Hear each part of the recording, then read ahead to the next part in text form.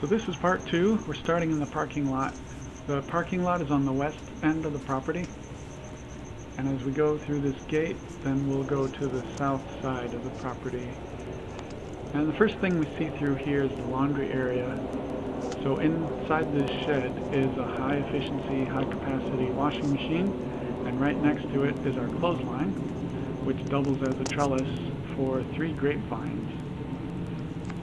And the gray water from the washing machine waters these grapes and a lot of our other fruit trees.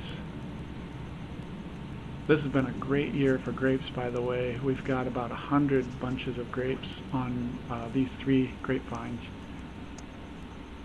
Also a pomegranate. This poor pomegranate was growing in the wrong place.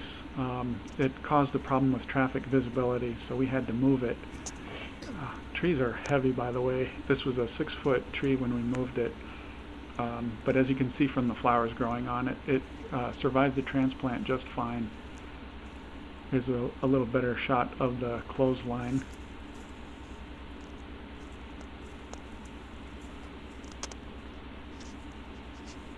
And these 2 fig trees here are some of the first trees we planted on this site. So there's a blackjack fig. You can see the figs getting ready. And there's also a white cadota fig right next to it. Now these figs are also an excellent choice for a beginner. They grow really well in the Arizona climate, and they give us 2 crops per year. So we'll get an early crop and then a late crop sort of in the late fall, even into winter. And the reason those were chosen to go there is because of those big beautiful leaves. They give us shade in the summer, and since the figs are deciduous, then in the winter they'll allow the sun to come in and warm the houses. You can see the blackberries growing in here. You saw some sugar cane earlier. So we're moving toward the beginning of the food forest. So right now, the first area where we've started a food forest consists of about 1,300 square feet. And in that area is about half of the 75 trees that we've planted so far. So it's very dense planting, much denser than you would see in any recommendations or in an orchard or some setting like that.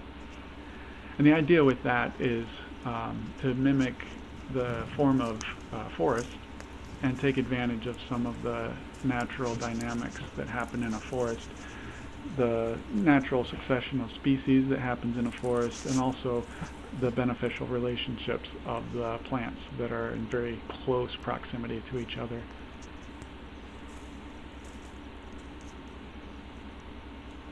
So there's another one of our olive trees.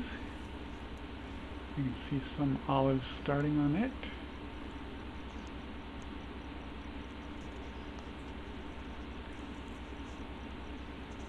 There's an ice cream bean.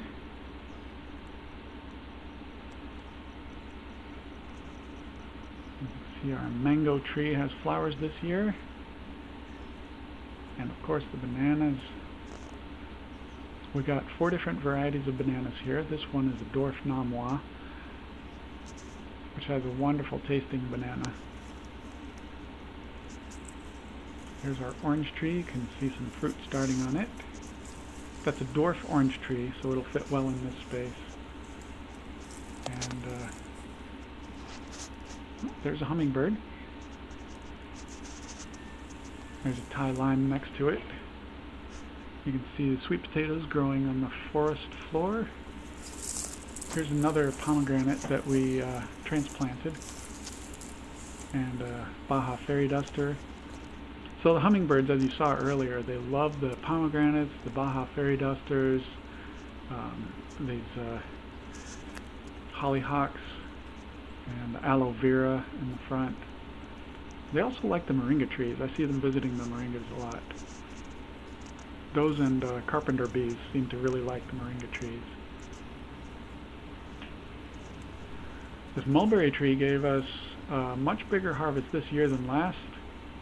Last year the birds got most of the berries, but this year the tree outproduced them. So we ended up with, so far we've had about 8 pints of berries harvested from this.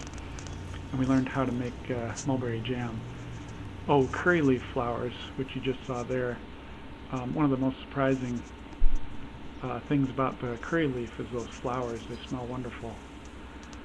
Here's a flower on our pineapple guava. So those flowers are edible, and then when the flowers are done, they also leave an edible fruit. So there's another plant you get 2 crops from. Oh, there's another hummingbird.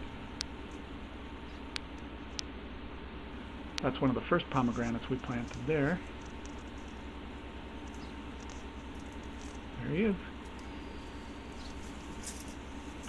We've got an elderberry tree here, which is a desert native. These grow wild here in Arizona.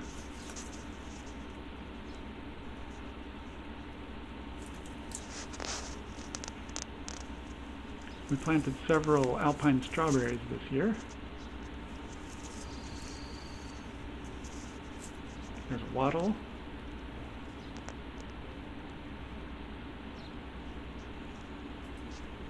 So, that's Sage Garden. I hope you enjoyed this tour, and I hope I get to see you at some of our events soon.